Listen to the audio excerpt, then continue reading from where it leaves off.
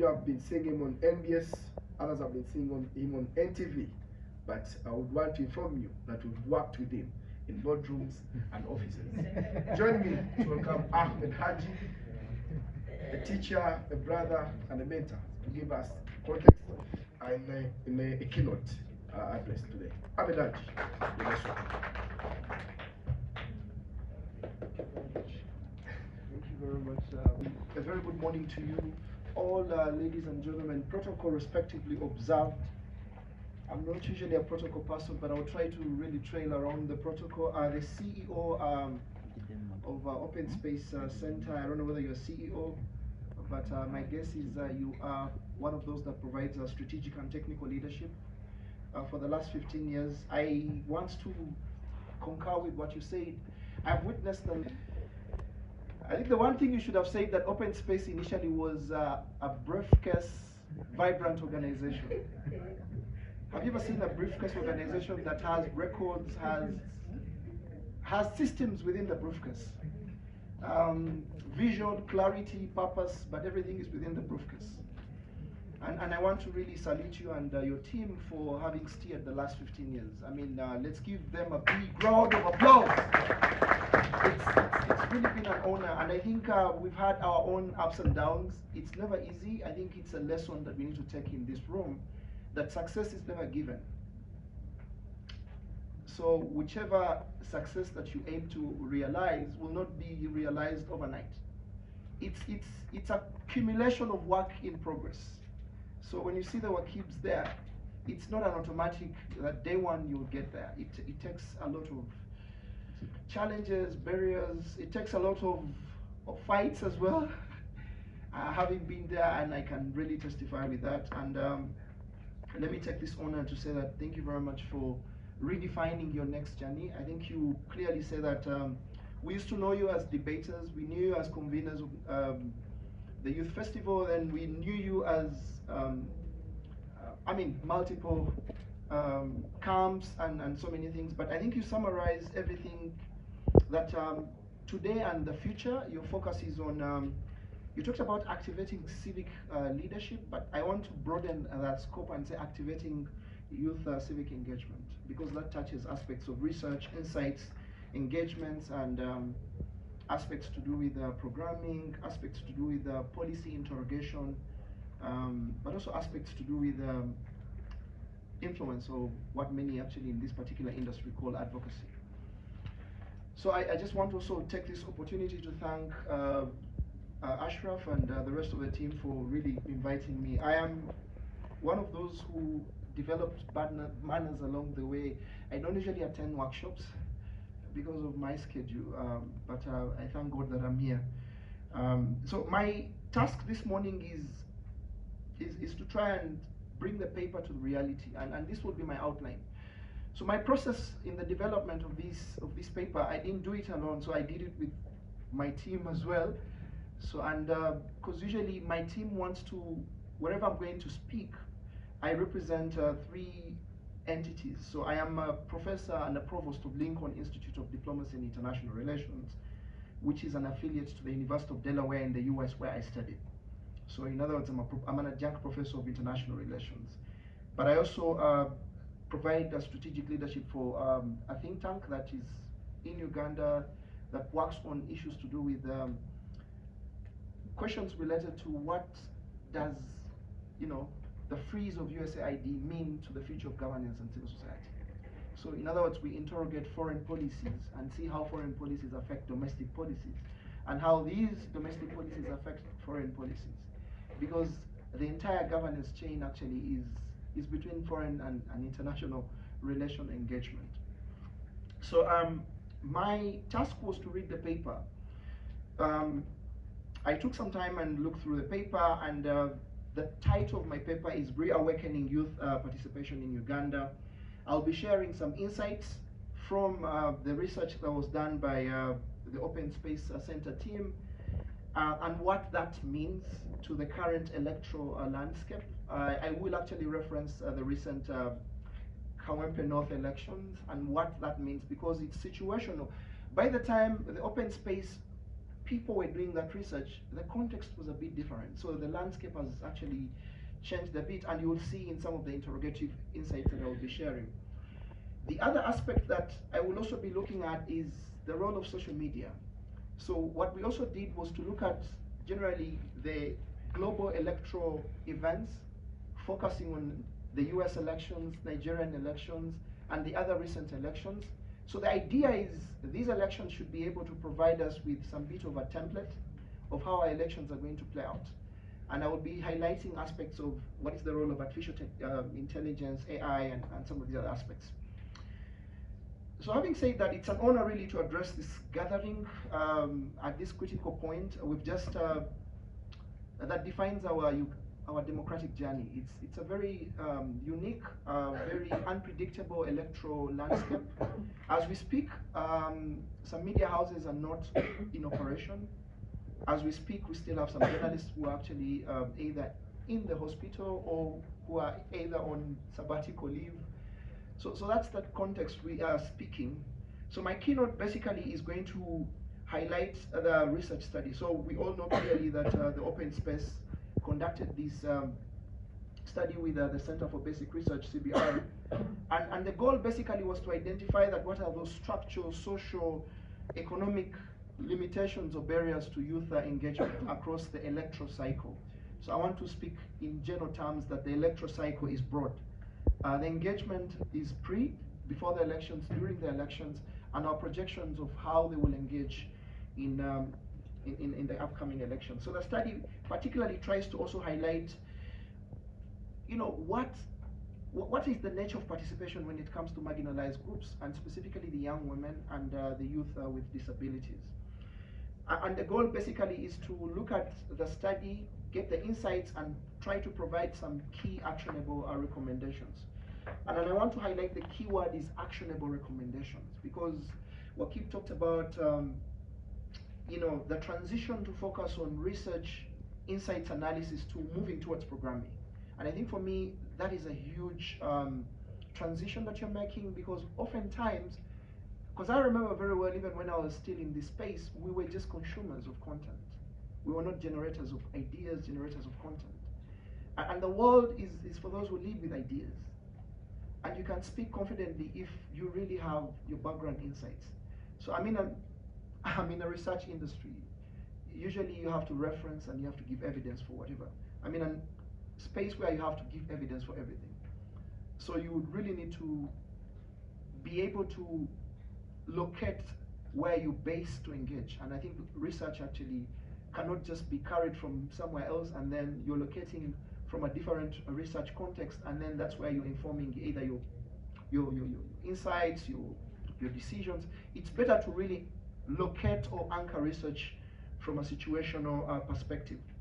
So the idea of this paper, the research study that they did was to see ways of how they would enhance broadly participation or engagement, and I want to really focus on engagement, because participation is really limited usually, and many times wherever people talk about participation, it's very tokenistic in nature. Yeah, the youth are here. Yeah, the numbers are here. The youth have showed up. Yeah, they're here with us. We have a youth leader. But the idea of engagement clearly spells out what are those specific components that allow entry and access for not just the numbers, but also the voice and the substance of young people. So the key word is engagement. And most importantly, how do we foster? How do we make sure that the next elections are peaceful elections? The Kawempe North recently concluded elections is a precursor to the bigger picture that if we don't do enough, we might actually have a replica of what we saw in Kawempe as a national picture. And I think we have a duty, it's actually our civic duty, to be able to turn what happened in Kawempe not to be a representation of what will happen in the country. And I think initiatives like, I don't know whether the Youth Coalition on Electoral Democracy is still active. It's one of those legacy platforms that I left behind. When you work together collectively with initiatives like what the Open Space has brought the research to bear, then you would work with others to mobilize and try to push back any aspects that might actually lead our elections to a more of what we saw in Kawempe. So if you look at the qualitative and quantitative data, Open Space engaged over 569 youth through structured questionnaires. They had over 72 focus group discussions and 13 key informant interviews. So they spoke to people who are experts across the terrain. They spoke to security leaders. They spoke to local leaders. They spoke to representatives of the Electoral Commission. And for me, the idea is to really understand what are the findings and to relate the findings to the current electoral landscape. But most importantly, what I also want this paper to do is to bring in the aspect that is going to really be a key, defining all the key game-changing kind of terrain or tools, which will be social media, and specifically the role of artificial intelligence in these elections. So the first aspect that when I was reading the research paper, that the research study, I mean, we still acknowledge that the young people really contribute a lot in terms of the demographic advantage, the numbers. Of course, they come in with their energies, they come in with they have the potential, they have the numbers, they have the energy, but they come in with the agency. And if you're going to talk about the heart of the electoral future of this country, you cannot miss out the key demography. So these elections are actually going to boil down to the demography of the young people. So yeah, I'm speaking of young people in generality. So however, the one thing that I actually felt that this research highlights, the Open Space research clearly says that even when the numbers are going to be the determining force, the transformational force of our electoral future is the young people. Even in the upcoming elections, the numbers, the swings, you know, the swings and the tailings of elections are going to be determined by the young people. But the one revealing issue that this research is telling us, the research findings are showing us that there are systemic challenges or barriers that they established that are limiting access to voter education, exclusion of marginalized groups, and they are also more concerned that it's not just the systemic barriers that will limit the young people to be able to access enough voter education messaging so that they're able to exercise their civic duty from a point of knowledge, not from a point of guessing, so that eventually the decisions that they make are going to be the decisions that will live up to realize their future potentials or their agendas.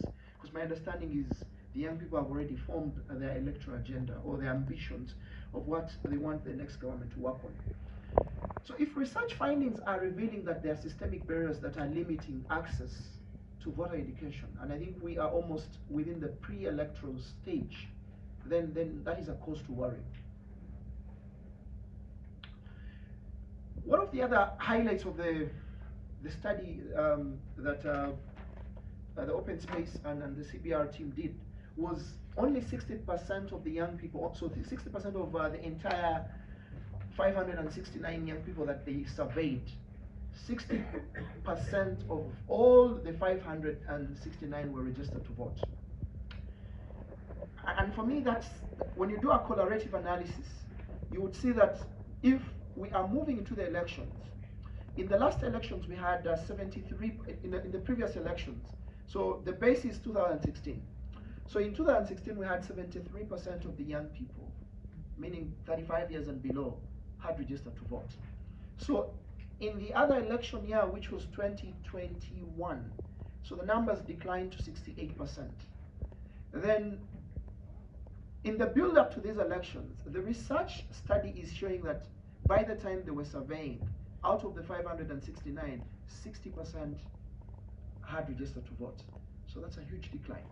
So it's a huge decline as of last year by 8%, and it's a huge decline by over 10% or something. It's a huge decline by over, you would say that by over 13%. So the question is, from the academic space, we usually ask the why.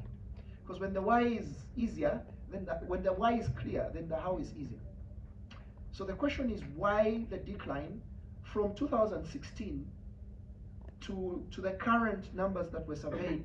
So there is a huge gap of 13% of the young people are not interested. So that's what the data is saying. Now from the last elections, which is 2021, 8% are disinterested in these elections, and we are moving into the elections. Could it be that the voter education wasn't enough? Could it be that there was no enough mobilization? Could it be that the young people are disinterested, that they feel that the vote is not translating to their ambitions? Because they have futures. They have ambitions to grow family, they have ambitions to start to be more engaged and be more visible. They have ambitions to start and launch up businesses. Or maybe they're losing. Or maybe there's a COVID sort of after effect, they lost quite a lot. Could it be unemployment? So we could do a correlation analysis to so many factors. But that's not the discussion for today. But I think the one revealing fact that I want to put on this table is the numbers are declining. So that clearly shows that there's a disinterest when it comes to young people's intentions to participate in the electoral future of this country. And I want to really commend the data for that. But the most important issue that I want to highlight, that even the 60%, even with the declining numbers, so let's take the base of last year, the last election in 2021, 8% that didn't show up. So if you now stretch it to 2016, the 13%, this is where actually the data is more scary. The young women and the youth with disability have the lowest participation rates. And this is attributed to the three factors that we all want to put some bit of insight to. One is social norms. I mean, there's a general, I don't know whether it's traditional, it's cultural, that women tend not to be availed opportunities, or it's natural that society feels that women are not yet ready to be active within the public space. But most importantly, the stigma aspect. So this idea that a woman doesn't have a voice, a woman can't elevate their voice, but this stigma that comes with young people with disability. But of course, generally, for the youth with disability, the Electoral Commission is still struggling with accessibility challenges. To what extent are these electoral materials availed in means that are more accepting, that are more engaging, that are more welcoming to those with disabilities? That's a discussion we really, sometimes if you look at basic things like the facilities where these elections are conducted, are they disability, I don't want to call it friendly, because friendly might sound tokenistic, but are they disability accepting? Because accepting really allows them a bit of agency. And I want to choose my English very well as someone who studied in the US. You know, language is, in diplomacy, language is a statement. Language is a what? It's a statement. So when I say friendly, so it depends on the moods. So if my moods are okay, I'll avail your space. If my moods are not okay, then automatically I'll be unfriendly. So I don't usually want to call them youth-friendly corners. I call them youth-deserving corners. Like I said, language is a statement in international relations. So you can imagine that with the lower numbers, the number lower when it comes to young women and persons with disabilities. I think one of my recommendations is, as we think about programming, because I want to connect from research, insights, discussion, then towards programming. We need to rethink about what are those gender-sensitive kind of strategies that we're going to employ. And I want to cautiously use the word gender, because in international relations, gender now is a foreign policy issue. Now that we have the new tenant in the White House, by extension. So the views expressed, let me be very clear that the views expressed here are entirely my views as Ahmed, and my views as an academician. So I still hold that academic freedom ticket. I want to be cautious because I am a resident professor at the American University, their de facto university now, the American Center, so where I lead courses on foreign policy, international relations, and aspects of strategic policy. So the views expressed are entirely my views. So as a resident professor there, I don't want to lose my job. Not my job per se, but I want to still maintain my relevance as well. So the second aspect that this study was interrogating is the aspect, the actual, so the first aspect was the registration. And we've seen that the numbers have shot down. If you take last elections as a base year, 8% of the young people who voted, who participated in the electoral phase last year will not show up in these elections. I think we have a task to go and mobilize them automatically. So that's what the research is saying. We need to employ a holistic or a broad-based voter education strategy. I don't want to be specific, but I want to just give that as a general recommendation.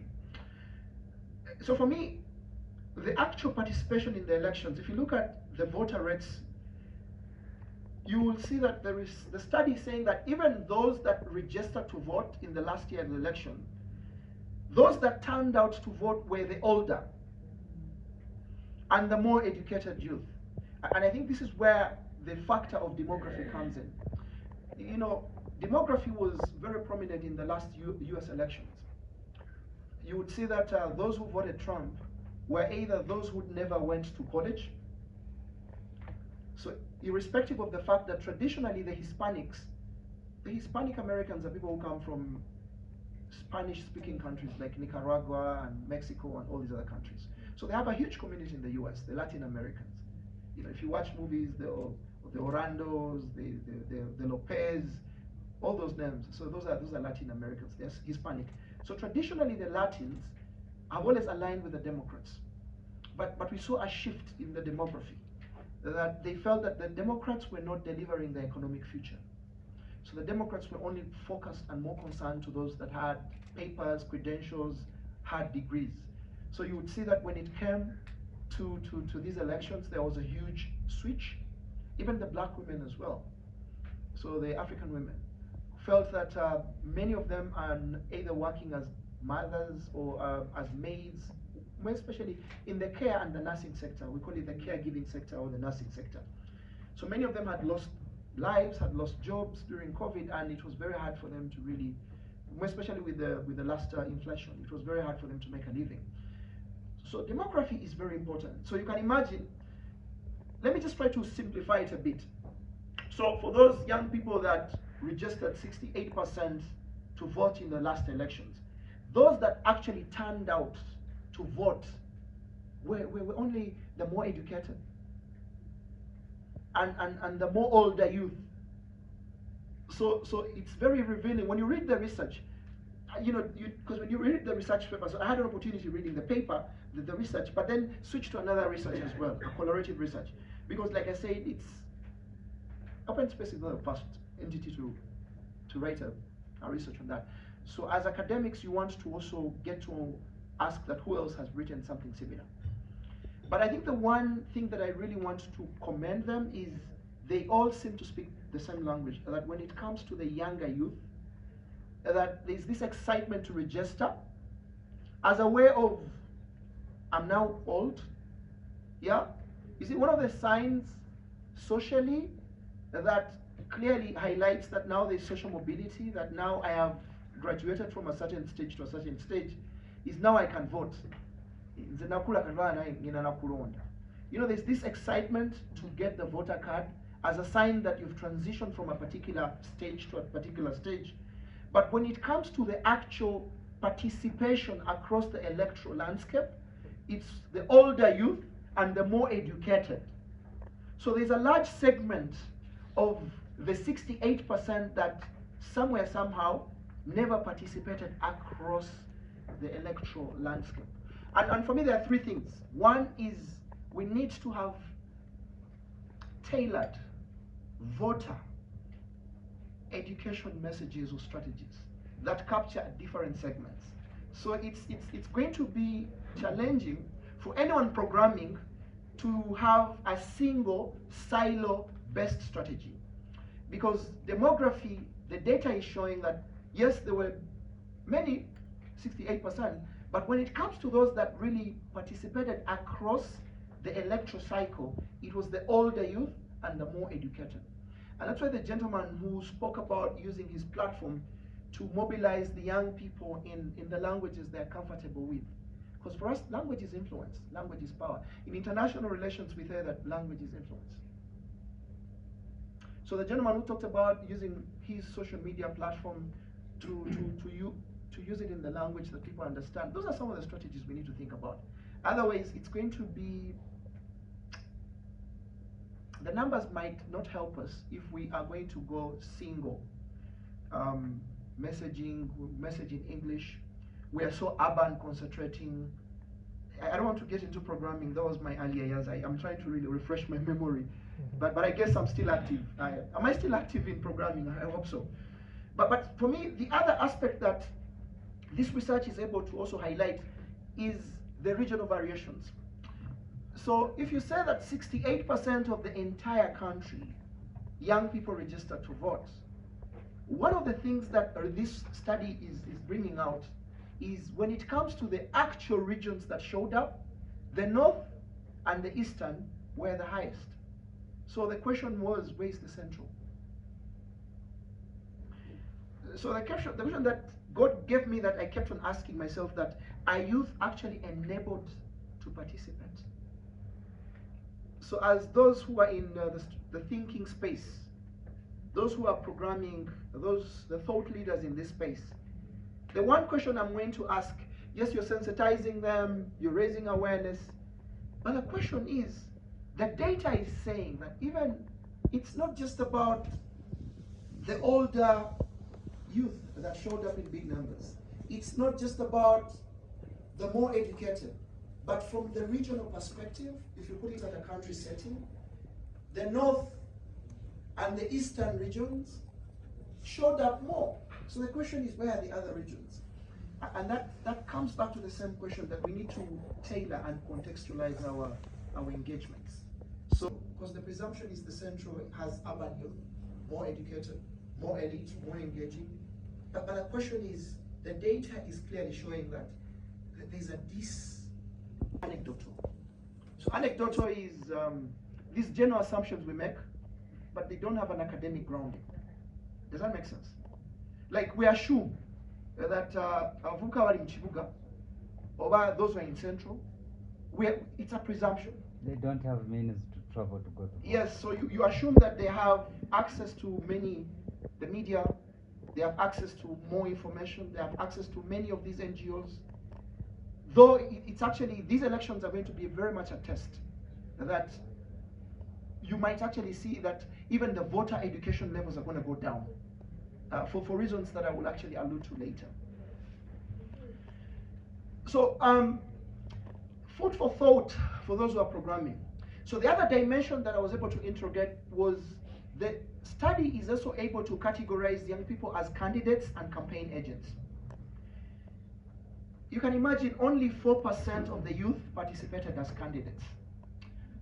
So you can imagine that when it comes to those that were surveyed, you will be very shocked that out of the 569, the picture of those that participated as candidates is very, very low. I think we need to do a lot of work with these candidates trainings and all that. But with the USAID suspension, where IRI, IFES, and all these other entities, NDI, and these other entities that were getting monies from USAID, I mean, I will actually later on share. There's one of my students called Fiona Matama, and we're editing her paper. She has written a paper titled Fragile Foundations.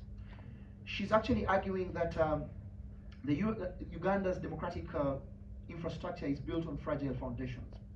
So when we're developing that topic internally as a faculty, as an agenda meeting, it's building a house on a fragile foundation. So this whole governance, democracy, civic engagement kind of industry is built on an aid dependency. So that when USAID took its monies as a foreign policy tool, because I mean, there's nothing for free. Yes, there's nothing for free. Foreign policy is a tool of influence. I mean, in international relations, we say that you either have an interest or you're within someone's interest. I usually joke in my classes, I say that you either have a strategy or you're someone's strategy. You're either on table or you are a menu on the table. And I always conclude that welcome to foreign policy. So there will be profound effects. With the USAID cut of the monies, this picture might worsen in terms of voter education, in terms of outreach to mobilize, in terms of outreach to mobilize young people to engage on issues, in terms of encouraging young people to participate as candidates, as I will later allude, because I wanted to focus on dissecting the study, but also point the programmers to these are the trends you need to think about as you program. as you think about engagements, think about these trends as well. And one of the telling trends that we need to think about is the USAID suspension of so much monies when it comes to democracy or democratic governance support, and what those implications mean for our preparation of the young people in the coming elections. So there's no way we could talk about this and we don't talk about the largest funder choosing not to fund all these traditional activities that have elevated some of these numbers and some of these excitements in the elections. I'll come back to that. So when it comes to, like I said, youth as candidates, and only 4% of those that are surveyed participated as candidates, while 16% participated as campaign agents. So the study tries to highlight some of the barriers to why the numbers are 4%. Why is it that we have 4% young people running as candidates? Number one is the cost of elections. The cost of what? Elections. We have those who have aspirations to stand. You know that there's higher monetization. It's not just here, elsewhere as well. In the US, you saw Elon Musk spending $100 million every day in Pennsylvania. You know, because Pennsylvania was a determining state, the swing state, huh? And he was there literally for 10 days and he was spending $100 million. And he pays back, because, I mean, you put money in the elections, then you have access to the White House, then you'll be having access to some of these potential privileges that will enhance your economic empire. So like I said, there's nothing for free. There's nothing for free. So there's no free money actually. So in international relations, money is actually accompanied with influence. When it comes to youth attitudes, of the youth that were surveyed, the study clearly reveals that many of these young people are excited. They are very enthusiastic. They are very excited to participate in the coming elections. But to my shock, their excitement is tied to financial incentives. Does that make sense? They're all happy. Yes, yes, yes, we're going into the elections. But if you really break down the happiness, it's about money. So that tells a lot in terms of civic engagement, civic duty, civic responsibility. Do they know that it's their civic role to engage leaders, to challenge the leaders? Do they know that it's part of their civic responsibility? And I think for me, that data point alone reveals that we have to do much in terms of civic awareness. If people are only going to participate and they're more excited, 72% of those that were surveyed out of 569 are very happy to participate in elections, but they're saying that it's about the bread. Then that's a telling statistic. That means we need to do more. Why? Because many are disillusioned. Many are disillusioned due to they don't trust the leaders. So their involvement or their participation in this election is just going to be about the money. It's not just about the leaders who represent them, who will push through their agendas, either legislatively or through budget appropriation, the leaders who are going to create spaces for them, or the leaders who are going to improve their education. It's not about that, it's about money. So you can imagine, we have to do a lot. That's what the data point is saying. So when it comes to participation of the marginalized groups, the young women, like I said, the numbers are lower. In the last elections, you will be shocked that out of the 68% that showed up, when it comes to the young women and the youth with disability, the numbers were lower. But even those that have registered, out of those that were surveyed, 60%, you would see that the young women and the youth with disabilities, the numbers are a bit lower. But let's try to attribute to the decline in the numbers from 73% of those that participated in 2016 to the numbers that came to 68%. We're more interested in that because those that have intentions to go to a 60%, we can't use that data point to project because they've not engaged. But the barriers to the decline when it comes to young women and the young people with disability, one is marital restrictions. So some of these young women are married and they are not allowed by their spouses to show up and participate in these electoral events. Sexual harassments, and we saw a lot of that play out actually in Kawempe North as a precursor, but also economic challenges. Economic challenges.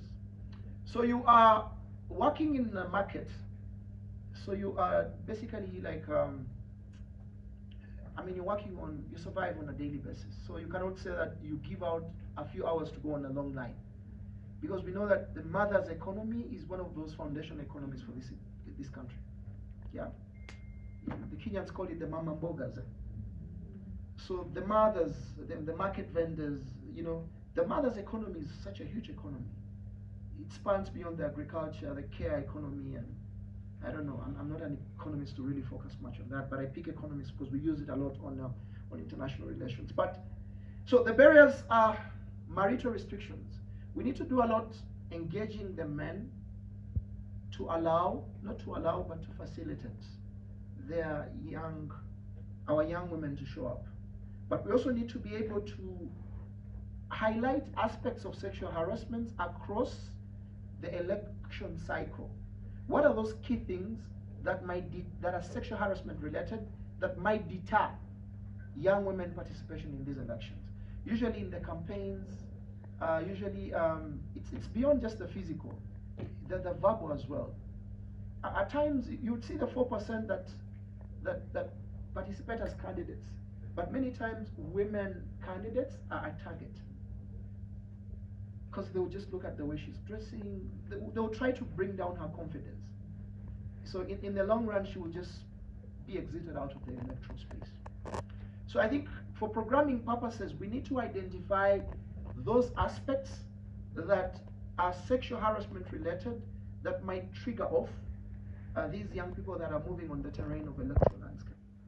Either verbal or non-verbal, physical, and try to work towards making sure that the electoral cycle is more safer for their dignity, and it's more safer that in a way that it allows them to present themselves as content givers, not to be looked at from a sex prism. I hope it makes sense. So they shouldn't look at them from a sex perspective, how she looks, how she presents herself, we need to look at the intellectual substance that she brings to the table, to the discussion. What is she offering? Whether she really has a proper grounding and understanding of the electoral issues, whether she connects with the realities, and what are her vision for this constituency, or what is her vision for this particular electoral area. So we need to be able to elevate that, and then dismantle this notion that is, how is she dressing? Look at her legs. The sexism that plays out within the electoral space limits women progression when it comes to their presence and actual participation across the electoral cycle. So we need to identify those aspects and try to make sure that these elections are more safer and they're more dignified, for them to encourage others to also follow suit. The Americans say that you can only be what you see. So if we encourage as many young women to show up at the highest electoral race, then the others that are coming up will be more inspired. Remember, you can only be what you are. You see. What you see. Sorry, that was just a tangent. That's the teacher in me. But then the other aspects, of course, like I did mention, the young people with disability.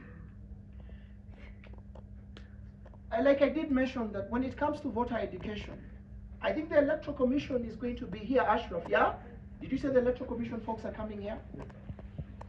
I know Ivan, I used to see, I wasn't very active in the last election, I was still a student. The Ivans and then the other people were fighting to make sure that the electoral has its voter education to suit persons with disability.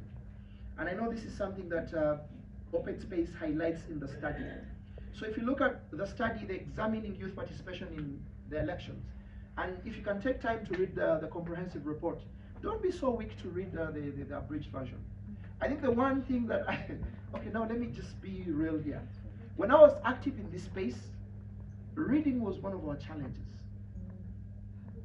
Yeah, we don't usually want to read a lot. You know, once there's a report, then you always are quick to ask for an abridged version. But let me tell you one thing, that the detail is power, and the detail is influence. I've been cultured to read 500 pages, and I think if you go to my, of course our master's classes here also have challenges, but we do case studies, actually capstone projects, where you give someone a 500-page book, and you want that book to be summarized in 10 pages. So the detailed nuances, the voices are captured in the report. I think for me, and I want